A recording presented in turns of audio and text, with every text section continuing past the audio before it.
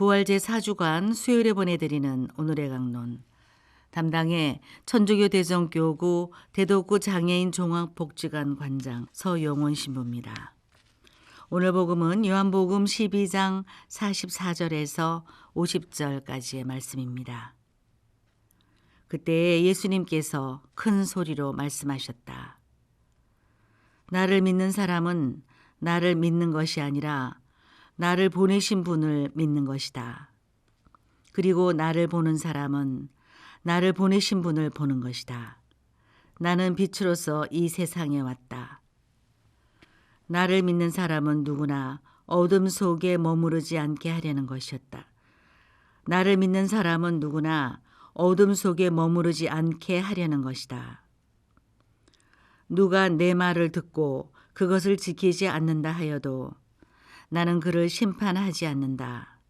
나는 세상을 심판하러 온 것이 아니라 세상을 구원하러 왔기 때문이다. 나를 물리치고 내 말을 받아들이지 않는 자를 심판하는 것이 따로 있다. 내가 한 바로 그 말이 마지막 날에 그를 심판할 것이다. 내가 스스로 말하지 않고 나를 보내신 아버지께서 무엇을 말하고 무엇을 이야기할 것인지 친히 나에게 명령하셨기 때문이다. 나는 그분의 명령이 영원한 생명임을 안다. 그래서 내가 하는 말은 아버지께서 나에게 말씀하신 그대로 하는 말이다. 찬미 예수님, 5월 둘째 주간 강론을 하고 있는 대덕구 장애인 종합복지관 서용원 다미아노 신부입니다. 나를 믿는 사람은 나를 믿는 것이 아니라 나를 보내신 분을 믿는 것이다. 그리고 나를 보는 사람은 나를 보내신 분을 보는 것이다. 오늘 복음 첫 부분에 예수님께서 큰 소리로 하신 말씀입니다. 예수님의 중개자 역할은 그리스도론에서 제사장의 역할을 하는 동시에 예언직을 수행하시는 모습을 담고 있습니다.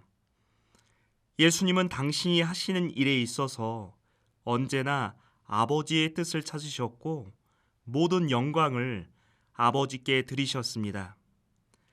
같은 하느님으로서 일하시는 예수님의 모습은 내가 없어지고 그분만이 남는 형상처럼 소모적 역할과 같이 보이기도 합니다. 이전 임지에서 떠나기 전에 교우분들께 마지막 인사를 이렇게 말씀드렸습니다. 제가 가는 곳을 선교사의 마음으로 임하겠습니다.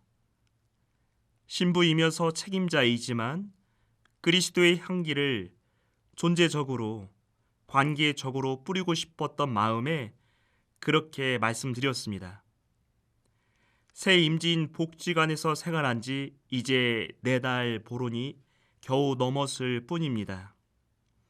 그동안 팀별로, 개개별도 차담도 나누었고 사석에서 여러 대화를 해보았습니다. 작은 봉사였지만 대접했던 컵을 닦을 때마다 신부이면서 열려있는 몸가짐의 동료이고 싶었습니다. 입으로만 그리스도 예수님을 전하기보다 몸과 표현으로 다가가고 싶었습니다. 그런데 오래간만에 직장 생활과 기관장으로서 역할을 하다 보니 나의 정체성은 어디로부터 오는가 고심할 때가 생겼습니다. 본당에 있었으면 당연히 본당 신부 안에서만 생각할 수 있었을 상황들을 특수 사목, 그것도 복지관에 있다 보니 신자와 비신자, 교회와 기관, 사회와 기관 사이에서 적당한 포지션을 고민해야 했습니다. 하기야 매일을 그 일상도를 살아가고 계신 교우들보다야 어련하겠습니까? 그래서 나의 자리는 오늘 예수님이 선포한 나를 보내신 분 아버지의 뜻을 바라보게 되었습니다. 세상을 싸움판으로 만든 신열강체자나 경제성장 우선주의가 만든 사회의 지배구조 안에서 높은 직책이든 낮은 직책이든 서로가 자유롭게 아끼고 배려할 줄 아는 울타리를 만들려면 구세주가 필요합니다. 구세주는 누가 누구를 심판하지 않고 살리려는 존재이고 변치 않을 생명, 곧 영원한 생명의 수여자이어야 합니다. 조직마다 기쁨을 주는 사람이 있습니다. 아침마다 화이팅 하십시오 라고 힘을 주는 밝은 사람이 있습니다. 물론 그런 사람이 사회생활을 잘하고 조직 친화력이 있는 사람이겠지만 생명을 주는 그 사람의 역할 때문에 어려운 회사 생활, 지쳐갈 수 있는 근로 시간들이 웃음으로 번지곤 합니다. 우리에게 매 순간 매일 그러한 원천이 있다면 얼마나 좋을까요? 오늘 독서는 베드로 사도가 기적적으로 감옥에서 벗어난 직후의 상황이었습니다. 초대교회에서는 여러 가지 신비로운 일들이 있었는데 그것이 작용할 수 있었던 데에는 강력한 의탁 때문이었습니다. 예수님께서 십자가에서 돌아가신 후 부활 사건이 있었지만 그리스도인들은 서로 의지하는 가운데 사도를 믿고 따랐습니다. 특별히 베드로 사도에 대한 신망이 컸기에 헤로데는 수제자를 감옥에 가두었습니다. 신자들은 어머니 마리아와 함께 한 마음으로 기도했고 하느님의 천사는 감옥에서 베드로를 구해내었습니다. 그러니 하느님의 말씀은 더욱 자라면서 널리 퍼져나갈 수밖에 없었습니다. 바오로와 바르나바 두 사도는 안티오키아 공동체에서 거두어들였던 지원금을 예루살렘 공동체에 전한 뒤 소아시아로 넘어가 확신과 기쁨에 가득 차 사람들을 하느님의 향기로 취하게 만들었습니다. 장소가 어디든 상황이 어떠하든 열정으로 가득 찼던 바오로 사도의 행보는 의당 응담을 체험한 신앙인의 행보였습니다. 제가 본당에 있든 기관에 있든 신자를 만나거나 비신자를 만나거나 중요하지 않습니다.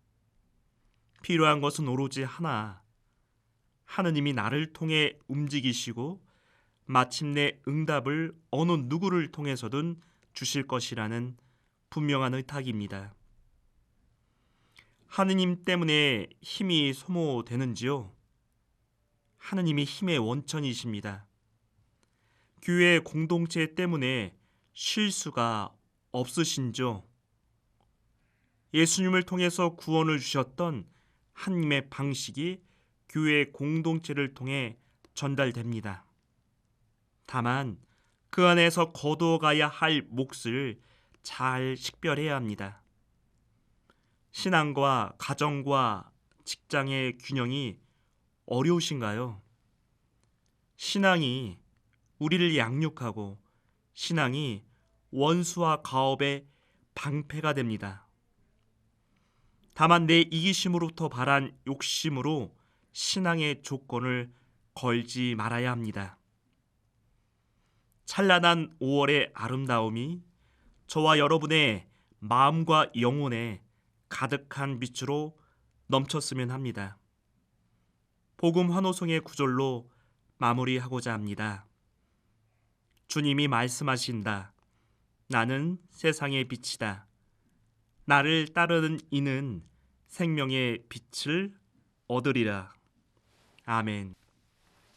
오늘의 강론 지금까지 담당해 천주교 대성교구 대덕구 장애인 종합복지관 관장 서영원 신부였습니다. 내일도 서영원 신부의 강론이 계속됩니다.